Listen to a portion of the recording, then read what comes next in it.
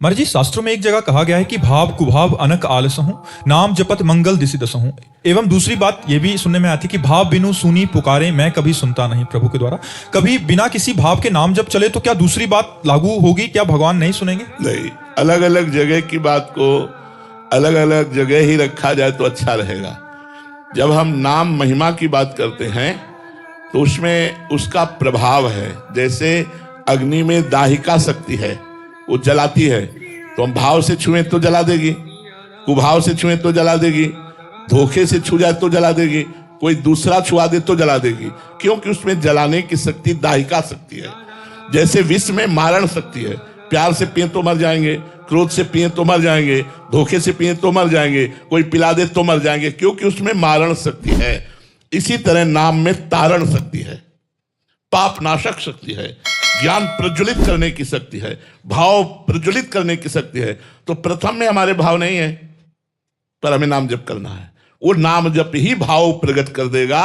जिस भाव भरी पुकार को भगवान सुनते हैं वो नाम जप ही कर देगा। इसलिए भाव कुभाव अनख आलसहु, नाम जपत मंगल दिशि दसहु। दसों दिशाओं में मंगल हो जाएगा। तुम नाम जपना शुरू करो, एक दिन नाम भाव से जपने लगोगे और वो भगवान सुनेंगे और भगवान आपको साक्षात दर्शन देंगे।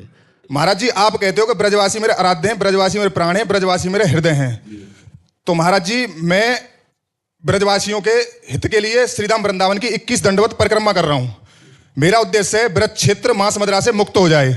इसके लिए मैं कर रहा हूं 11 दंडवत पूर्ण कर चुका हूं भगवान की कृपा से, एक एक कर। इसके बाद मुझे 10 दंडवत और करनी है, 9 जल फल के साथ और आखिर वाली 1 जल के साथ।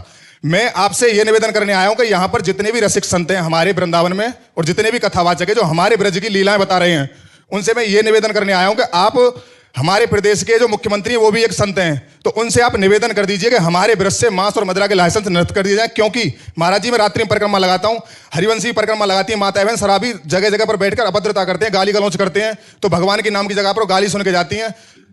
ये बच्चा हमें लगता है, आप तो शायद सुने नहीं होंगे, आपने सुने होंगे। ये हमें लगता है 1-1.5 वर्ष पहले हमने प्रार्थना की थी कि हमारे वृंदावन और मथुरा मंडल ब्रज 84 कोष में मांस न बिके और मदिरा न बिके। कम से कम इतना तो हो ही जाए कि हमारे जो पवित्र क्षेत्र हैं उनमें यह पवित्रताएं हट जाएं। बहुत सुंदर आपका संकल्प है और भगवान उस संकल्प को पूरा करें। पर बच्चा, इसमें हमारा कोई बस नहीं काम कर सकता।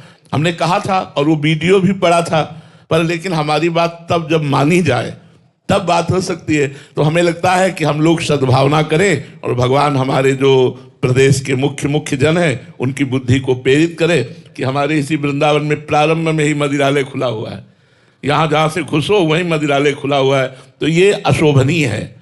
जो वृंदावन प्रिया प्रीतम की रासभूमि है, जो ब्रज 84 कोष हमारा एक एक कण बंधनी है, वहाँ मांस बिके, अंडा बिके, शराब बिके, ये तो बहुत निषिद्ध बात है। और हम आपको धन्यवाद देते हैं बच्चा, जो आप जगत मंगल के लिए ऐसी भावना रखते हैं। पर इसमें बच्चा हमारा बस नहीं है। हमारा क्या बस है? हम एक एक व्यक्ति को शराब छुड़ाने की कोशिश कर रहे हैं। हम आपकी बुद्धि पर लड़ सकते हैं, हम आपसे हाथ जोड़कर प्रार्थना कर सकते हैं कि आप शराब पीना बंद करो, आप मांस खाना बंद करो, आप गंदे आचरण बंद करो।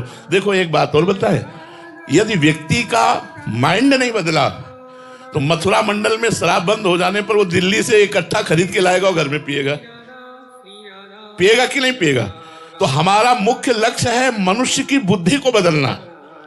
अगर मनुष्य का माइंड बदल गया और वो भगत हो गया, कितने ऐसे भाई लोग हैं इसी में बैठे हुए जो पहले पीते थे और सत्संग सुनने के बाद छोड़ दिए।